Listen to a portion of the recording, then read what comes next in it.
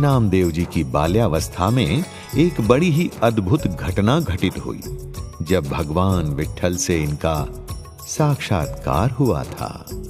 जैसा कि हमने पहले भी बताया है कि इनके पिता दामा शेठ नियमित रूप से सुबह सुबह विट्ठल भगवान के मंदिर जाकर पूजा किया करते थे।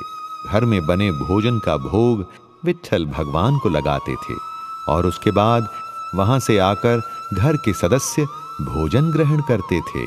हमारे सनातन धर्म की पुरातन परंपरा रही है कि जब भी रसोई में भोजन बने उसका एक हिस्सा प्रसाद के तौर पर भगवान के भोग के लिए निकालना चाहिए।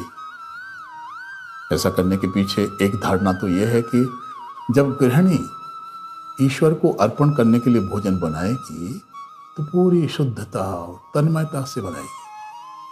और दूसरी बात यह कि जब भगवान को अर्पण करने के बाद प्रसाद के रूप में आस्था से ग्रहण किया हो भोजन शरीर में जाएगा तो लाभ पहुंच जाएगा। अब हुआ यूं कि एक बार किसी काम से दामा शेठ को गांव से बाहर जाना पड़ गया। देखो नामदेव, मैं कुछ दिनों के लिए बाहर जा रहा हूँ। मेरी गैर मौजूदगी में तुम्हें ही मंदिर जाकर विट्ठल भगवान की पूजा अर्चना करनी है और अपने साथ घर से लेकर गए भोजन प्रसाद से उन्हें भोग लगाना है।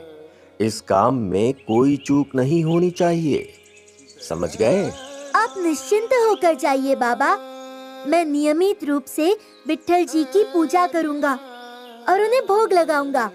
अपने पिता के जाने के अगले ही दिन बालक नामदेव अपने पिता के आदेश का पालन करते हुए भगवान को भोग लगाने के लिए भोजन का थाल लेकर मंदिर जा पहुंचे।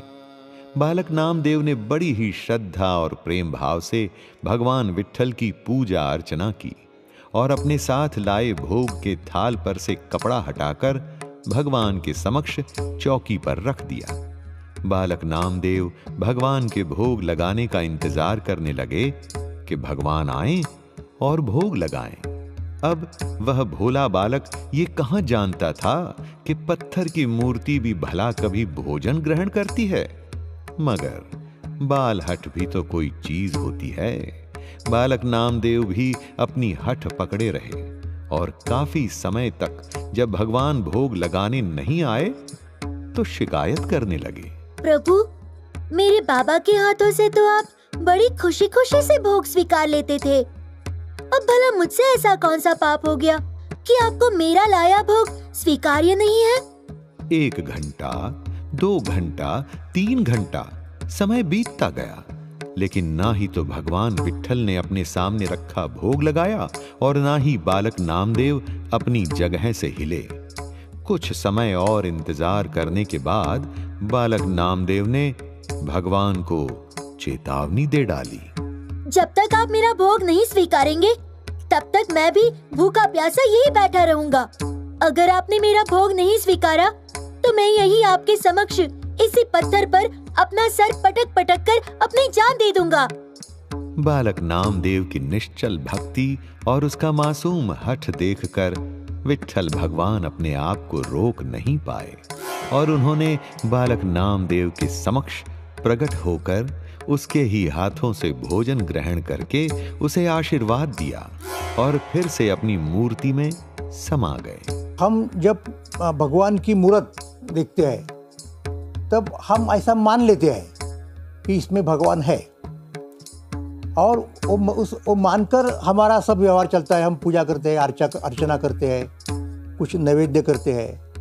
लेकिन देखिए कि इस भाव की जब हद होती है, इस भाव की जब हद होती है, अगर इतना ही मानना है तो और एक स्टेप क्यों आगे नहीं चल जाए? तो कहाँ तक चले जाते हैं?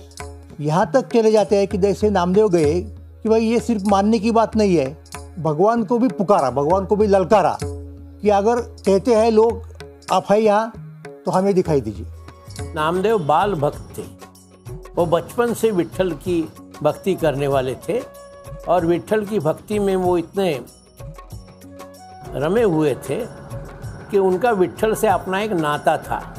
इसलिए वो हर काम विट्ठल से पूछ कर करते थे और विट्ठल भी उनके साथ संवाद करता था। जय हरि विट्ठल, जय हरि विठ्ठल, जय हरि विठ्ठल, जय हरि विठ्ठल, जय हरि विठ्ठल, जय हरि विठ्ठल, जय हरि विठ्ठल, जय हरि विठ्ठल।